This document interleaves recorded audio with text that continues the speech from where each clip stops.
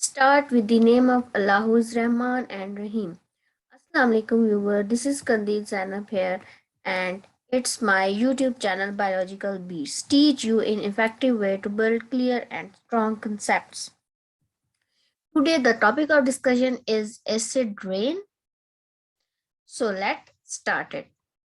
Acid rain में हम देखेंगे इसका इंट्रोडक्शन, इसकी हिस्ट्री, डेफिनेशंस, इसके काजेस देखेंगे, इसके अलावा इसके फॉर्मेशन के बारे में डिस्कशन करेंगे, इसकी टाइप्स के बारे में, इसके इफेक्ट्स और कंट्रोल मेजर्स देखेंगे।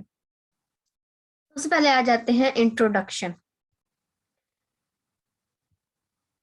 नॉर्मल जो एसिड जो रेन वाटर होती है वो भी क्या होती है, स्लाइटली एसिडिक होती है। क्यों एसिडिक होती है? क्योंकि हमारे एटमॉस्फेयर में क्या प्रेजेंट होती है, कार्बन डाइऑक्साइड प्रेजेंट होती है।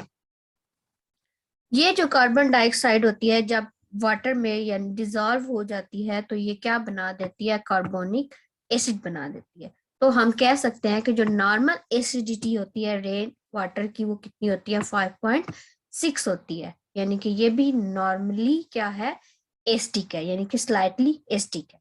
देखिए कि जैसे अब जो वाटर वेपर्स या जो रेन वाटर था उसका जब रिएक्शन हुआ है एटमॉस्फेरिक कार्बन डाइऑक्साइड के साथ तो क्या बन गया है, कार्बोनिक एसिड यानी कि H2CO3 बन गया। तो ये क्या है, एक स्लाइटली एसिडिक फॉर्म है।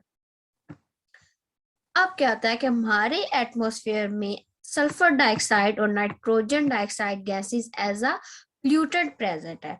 तो ये क्या होती है, इनका जब फर्दर रिएक्शन होता है रेन वाटर के साथ तो क्या होता है कि फर्दर जो पीएच होती है वो लो हो जाती है, वो लो होती है अप टू 2.4 तक। तो इस तरह की जो प्रेसिपिटेशन होती है या रेन होती है उसको हम क्या कहते हैं, एसिड रेन कहते हैं। लेकिन अगर हम जनरली बात करें तो जनरली जो एसिड रेन होती है उसकी पीएच ऑलमोस्ट 4 होती है। ठीक है, उसके बाद अगर इसकी हम कंपोजिशन देखें तो इसमें क्या आते हैं, एसिड रेन में सल्फ्यूरिक एसिड आ जाते हैं, नाइट्रिक एसिड आते हैं और हाइड्रोक्लोरिक एसिड आ जाते हैं। हिस्ट्री के बारे में बात करें तो जैसे जैसे इंडस्ट्रियल रेवोल्यूशन होती गई तो उससे ये बात का होती है, तो इससे क्या होता है कि जो सल्फर डाइऑक्साइड और नाइट्रोजन डाइऑक्साइड है उसकी एटमॉस्फेयर में क्या होते हैं, वो ज्यादा होते हैं क्योंकि जो इंडस्ट्रियल स्मोक वगैरह होते हैं तो इससे ये गैसेस रिलीज होती हैं। इन 1852 जो एक साइंटिस्ट थे रॉबर्ट एंगस स्मिथ, इन्होंने फर्स्ट टाइम जो एसिड रेन और जो एटमॉस्फेयर था, एटमॉस्फेरिक पोल्यूशन, मैनचेस्टर इंग्लैंड में इसका रिलेशन बताया था। और 1972 में जो स्मिथ थे उन्होंने इसको टर्म एसिड रेन का नेम दिया था। आगे हम इसकी एक प्रॉपर डेफिनेशन देख लेते हैं कि एसिड रेन क्या होती है, या एसिड रेन या एसिड डेपोजिशन क्या होते हैं। इसमें प्रेसिपिटेशन इंक्लूड होती है किसकी, एसिडिक कंपोनेंट की, यानी कि सल्फ्यूरिक एसिड और नाइट्रिक एसिड। यानी कि एसिड रेन और acid deposition is a broad term that include any form of precipitation with acidic component. यानी कोई भी प्रेसिपिटेशन की फॉर्म जिसके अंदर क्या हो, एसिडिक कंपोनेंट हो, यानी कि सल्फर डाइऑक्साइड हो जाए, नाइट्रोजन के ऑक्साइड्स हो जाए। तो ये जब क्या होते हैं, इनका जब कॉम्बिनेशन होता है वाटर के साथ, रेन वाटर के साथ, तो ये क्या बना देते हैं, एसिड रेन बना देते हैं। क्यों, कैसे कि जब ये क्या होते हैं ग्राउंड पे फॉल आउट होते हैं या ग्राउंड पे पड़ते हैं तो ये क्या होते हैं, हमारे एटमॉस्फेयर को ड्राई या वेट फॉर्म में मिलते हैं। इसकी वजह से क्या होते हैं, डिस्ट्रक्शन वगैरह भी हो सकती हैं। उसके बाद आ जाते हैं काजेज ऑफ एसिड रेन। तो काजेज ऑफ एसिड रेन में अगर नेचुरल काजेज में देखें तो इसमें क्या होती है, वोल्केनिक एमिशन होती है, डिफरेंट बायोलॉजिकल प्रोसेसेस भी हो सकते हैं जैसे कि फॉसल फ्यूल बर्निंग वगैरह आ जाएगा, और लाइटनिंग वगैरह भी हो सकती है। तो जब ये फॉसल फ्यूल्स बर्निंग वगैरह होती है तो इससे क्या होते हैं, नाइट्रोजन डाइऑक्साइड या सल्फर डाइऑक्साइड रिलीज होती है। इसका क्या होता है, कम्बिनेशन हो जाता है वाटर वेपर्स के साथ, जिसकी वजह से क्या होती है, एसिड रेन होती है। अगर एंथ्रोपोजेनिक काजेस के बारे में देखें तो ये जितना भी factories, motor vehicles, automobile exhaust, coal based power plant या जो डोमेस्टिक फायर्स वगैरह होती हैं, तो ये सारे मेन रीजंस हैं, मैन मेड काजेज हैं, जिसकी वजह से क्या होती है, नाइट्रोजन डाइऑक्साइड और सल्फर डाइऑक्साइड की एमिशन होती है। फिर ये क्या होते हैं, एटमॉस्फेयर में स्प्रेड आउट हो जाते हैं, और जब प्रेसिपिटेशन होती है तो एसिड रेन का काज बनते हैं। ये अब देखिए मैन मेड सोर्सेज में दिखाया गया है कि सल्फर डाइऑक्साइड और नाइट्रोजन के ऑक्साइड की इंडस्ट्रियल फ्यूम से क्या हो रही है, एमिशन हो रही है। ये भी प्लूटेंट एटमॉस्फेयर में चले जाएंगे। उसके अलावा नेचुरल सोर्सेज जैसे कि बर्निंग वगैरह हो रही होती है, उससे नाइट्रोजन के ऑक्साइड रिलीज होते हैं। कुछ ड्राई डेपोजिशन होती हैं। उसके अलावा वेट डेपोजिशन। अब देखिए क्या हुआ है कि सल्फर डाइऑक्साइड और नाइट्रोजन ऑक्साइड ये भी एज अ प्लूटेंट एयर में गया, बर्निंग वगैरह हुई नेचुरल सोर्सेज की, तो ये भी एटमोसफेयर में गया। यहां से ये क्या हुए, किस में कन्वर्ट हो गए, गैशियस प्लूटन की फॉर्म में एटमोसफेयर में आ गए। अब ये क्या हुआ है कि गैशियस प्लूटन की फॉर्म में जब ये एटमोसफेयर में आए हैं, तो ये इनका क्या हुआ है, जो क्लाउड वाटर है उनके साथ क्या हुए, इनकी प्रेसिपिटेशन हुई है। तो ये एज अ ड्राई डेपोजिशन और एज अ वेट डेपोजिशन दोबारा से एटमोसफेयर में आए हैं। किस फॉर्म में, एसिड रेन की फॉर्म में। ठीक है, आगे डिफरेंट टाइप्स भी हैं, ड्राई डेपोजिशन और वेट डेपोजिशन, वो आगे हम डिस्कस करेंगे। उसके बाद आ जाती है इनकी फॉर्मेशन। अब अगर हम फॉर्मेशन में देखें तो क्या हुआ है कि सल्फर डाइऑक्साइड और ऑक्सीजन का आपस में जब रिएक्शन होता है तो 2SO3 बनता है। अब इस सल्फर ट्राइऑक्साइड का जब वाटर के साथ यानी कि रेन वाटर के साथ जब रिएक्शन हुआ है तो क्या बन गया है, सल्फ्यूरिक एसिड बन गया। इसी तरीके से नाइट्रिक एसिड कैसे बनता है कि जब नाइट्रोजन ऑक्साइड और ऑक्सीजन का आपस में रिएक्शन होगा तो नाइट्रोजन डाइऑक्साइड बन जाएगा, और ये नाइट्रोजन डाइऑक्साइड वाटर और प्लस ऑक्सीजन इनका जब आपस में रिएक्शन होता है तो नाइट्रिक एसिड बन जाता है। तो ये इसकी एक बताया कि कैसे एसिड रेन के लिए जो गैसेस होती हैं कैसे बनती हैं। उसके बाद आ जाती हैं टाइप्स ऑफ एसिड रेन। तो एसिड रेन की दो टाइप्स है, वेट डेपोजिशन और ड्राई डेपोजिशन। वेट से पहले हम ड्राई को डिस्कस करते हैं। ड्राई डेपोजिशन में आ जाते हैं जो ड्राई एरियाज होते हैं, इसमें क्या होता है कि द एसिड केमिकल्स में बिकम इनकॉर्पोरेटेड इनटू डस्ट और smoke and fall to the ground through dry deposition. अब क्या होता है कि एसिड जो एसिडिक केमिकल होते हैं वो क्या होते हैं, डस्ट के साथ या स्मोक के साथ क्या हो जाते हैं, उनके साथ कंबाइन हो जाते हैं या उनमें इनकॉर्पोरेट हो जाते हैं। जब ये as a dry deposition ground पे पड़ते हैं तो ये उसके साथ क्या हो जाते हैं, स्टिक हो जाते हैं, या बिल्डिंग के साथ स्टिक हो जाते हैं, ट्रीज वगैरह के साथ स्टिक हो जाते हैं, तो जिसकी वजह से फिर इनके डिस्ट्रक्टिव इफेक्ट होते हैं।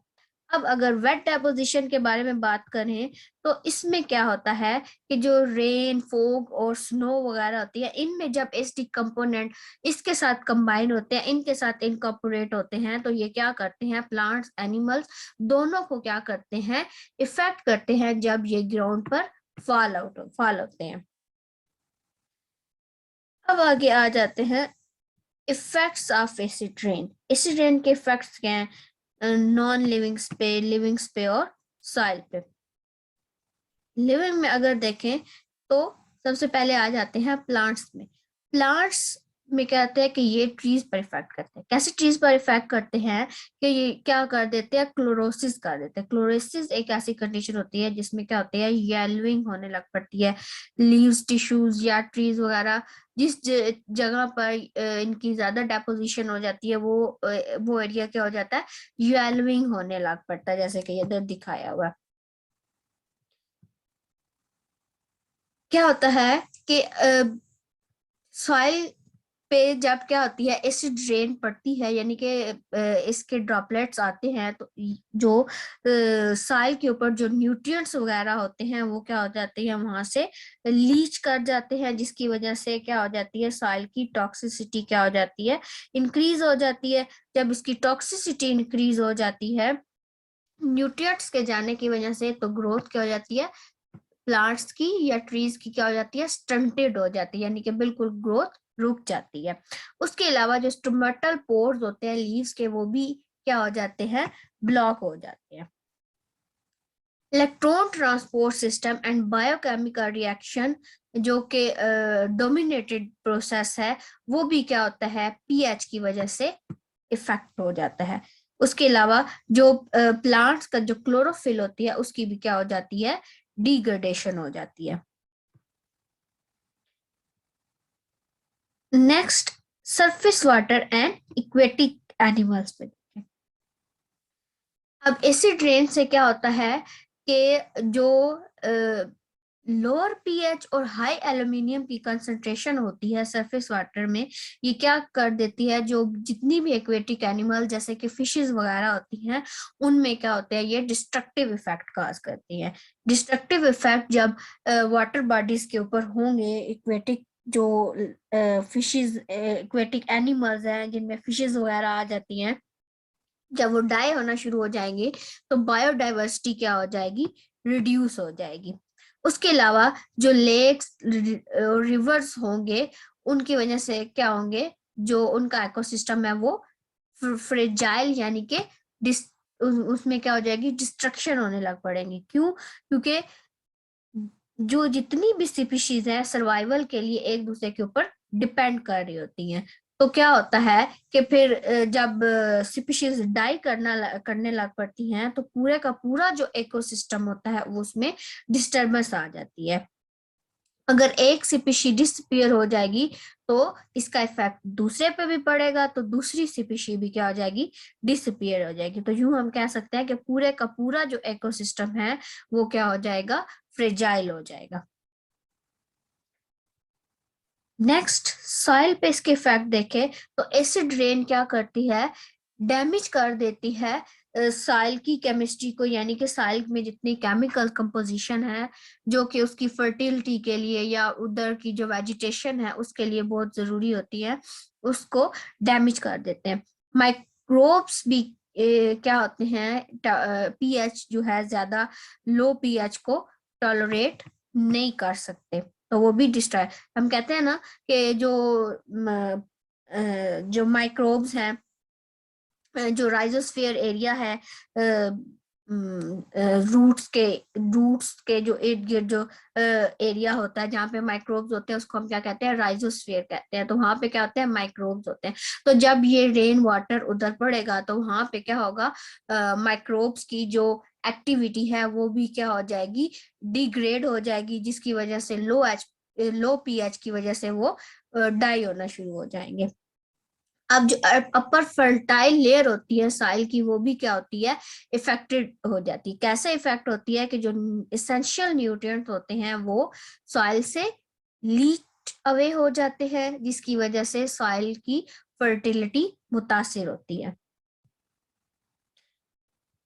ह्यूमन इफेक्ट्स, अब अगर ह्यूमंस के ऊपर देखें तो एरोसोल्स अगर मिस्ट की फॉर्म में देखें aerosol mist of sulphuric acid has various serious respiratory effect. अब कैसे रिस्पायरेटरी इफेक्ट, यानी कि जो हमारी ब्रोंकाइटिस या ब्रोंक्यूल्स वगैरह पर इनके क्या होंगे जब ये इस तरह की जो सल्फ्यूरिक एसिड वगैरह या इस तरह के जो स्मोक्स और डस्ट पार्टिकल जो जिसके साथ एसिड रेन कंबाइन हुई होती है, तो जब ये हम इनहेलिंग वगैरह करेंगे तो ये हमारे रिस्पायरेटरी ट्रैक्ट में जाएंगे, जिससे क्या होंगे रिस्पायरेटरी इफेक्ट्स होंगे। उसके अलावा acidification play a havoc with human nervous system, यानी कि जो ह्यूमन नर्वस सिस्टम है उसकी भी क्या हो जाएगी डिस्ट्रक्शन हो जाएगी। उसके अलावा रिस्पायरेटरी सिस्टम की भी डिस्ट्रक्शन होगी और डाइजेस्टिव सिस्टम भी इससे मुतासिर होगा। बिल्डिंग्स पे अगर इफेक्ट इसके देखें तो इसके एक्सटेंसिव डैमेजेस हैं बिल्डिंग पे, स्ट्रक्चर मटेरियल पे, मार्बल्स पे और लाइमस्टोन्स पे। कैसे कि जब क्या होता है कि ये जो कैल्शियम कार्बोनेट के साथ जब सल्फ्यूरिक एसिड करें, यानी कि हमारी जो एसिड रेन होती है वो उसमें क्या होता है, सल्फ्यूरिक एसिड वगैरह भी होते हैं। तो जब ये एसिड रेन इन बिल्डिंग्स में पड़ेगी जो कैल्शियम कार्बोनेट वगैरह से बनी होगी, तो इनको डैमेज कर देगी। कैल्शियम कार्बोनेट का जब रिएक्शन होता है सल्फ्यूरिक एसिड के साथ, तो ये कैल्शियम सल्फेट प्लस वाटर और कार्बन डाइऑक्साइड बना देते हैं, जो कि क्या क्रिएट करते हैं, एक्सटेंसिव डैमेज क्रिएट करते हैं। अच्छा, इटली में कुछ वैल्यूएबल स्टोन स्टैचूज क्या हैं, वो भी एसिड रेन की वजह से डिसॉल्व हो चुके हैं। उसके अलावा बहुत फेमस ताजमहल जो कि आगरा में है, वो भी क्या है, इसकी वजह से इफेक्टेड है। कैसे कि जो मैथरा एक रिफाइनरी है जो कि ताजमहल से तकरीबन 40 किलोमीटर के डिस्टेंस पर है। तो इस रिफाइनरी से क्या होता है, तकरीबन 25 to 30 ton SO2 daily basis पर रिलीज होता है। तो जब ये रिलीज होता है तो ये इसके जो फ्यूम्स होते हैं ये ताजमहल आगरा पे बढ़ते हैं, जिसकी वजह से क्या होती है, इसकी टैट्यूरेशन हो रही है। ये देखिए कि पहले इसका क्या कलर था और अब ये क्या है, येलोइश होती जा रही है। क्यों? क्योंकि इस पे रेनफॉल के इफेक्ट्स है। अब अगर हम बात करें कि एसिड रेन्स के लिए कैसे कंट्रोल मेजर की जाए, तो क्लीन कंबस्शन टेक्नोलॉजीज अपनाई जाए, ऐसे इक्विपमेंट यूज किए जाएं जिसकी वजह से पोल्यूशन को कंट्रोल किया जा सके। कोल को रिप्लेस किया जाए नेचुरल गैस के साथ या रिन्यूएबल एनर्जी रिसोर्सेज के साथ। ये सॉफ्ट कोल, यानी कोल की जगह सॉफ्ट कोल जैसे कि बिटुमिनस कोल वगैरह हो गया, उसको यूज किया जाए। Liming of lakes and soil, soil और लेक्स में क्या किया जाए, लाइमिंग की जाए, यानी उनमें कैल्शियम कार्बोनेट वगैरह डाला जाए। ये क्या करता है, पीएच को रिड्यूस करता है, और जिससे क्या होता है कि ये इसको बेसिक यानी कि इसकी अल्काइलिटी को इंक्रीज करता है। उसके अलावा कुछ ऐसी पॉलिसीज बनाई जाए जो कि क्या करें, सल्फर डाइऑक्साइड को रिड्यूस करें। उसके अलावा ऐसे सब प्रोजेक्ट को सपोर्ट किया जाए जो कि क्या करते हो, क्लीनर प्रोडक्शन प्रमोट करते हो, जिससे एसिड रेन रिड्यूस हो, एयर पोल्यूशन रिड्यूस हो, ताकि हमारा एनवायरनमेंट इम्प्रूव हो सके। उसके अलावा हम अवेयरनेस क्रिएट कर सकते हैं कि कैसे कम से कम हम ट्रांसपोर्टेशन वगैरह को कम किया जा सके, और बाय वॉक प्रेफर किया जाए या पब्लिक ट्रांसपोर्ट को यूज किया जाए। उसके बाद आ जाते हैं लाइमिंग। लाइमिंग ये एक ऐसा प्रोसेस है जिसमें हम क्या करते हैं, लाइम को या calcium hydroxide as a base add करते हैं एसिडिफाइड लेक्स में, जिससे क्या होती है, पीएच रिड्यूस हो जाती है। और क्या किया जाए कि ऐसे एनर्जी रिसोर्सेज यूज किए जाए जिसमें सल्फर या नाइट्रोजन के ऑक्साइड रिलीज नहीं होते। तो उसमें आ जाते हैं wind power station, solar energy system आ जाते हैं। मैंने पहले बोला था कि इंस्टेड ऑफ कोल हम सॉफ्ट कोल का यूज करें, तो जिसमें लो सल्फर कंटेंट होता है। तो कौन सा कोल यूज करना चाहिए, बिटमोनियस कोल यूज किया जाए। अब इसका एक कंक्लूजन ये है कि जो एसिड रेन है हमारे प्लेनेट को आहिस्ता आहिस्ता से क्या है कि हमारी रहने की जगह है, हमारा मस्कन है। तो ये क्या होते हैं, एसिड रेन की वजह से हमारा प्लेनेट क्या हो रहा है, डिस्ट्रॉय हो रहा है। अब ये हमारी रिस्पॉन्सिबिलिटी है कि हम इस चीज को श्योर करें कि हम कैसे अपने इन्वायरमेंट को, अपनी अर्थ को फ्यूचर जनरेशन के लिए प्रोटेक्ट कर सके, ताकि वो आए इसमें इंजॉय कर सके। Thank you. It's all about my topic. Please subscribe, share, and like my channel.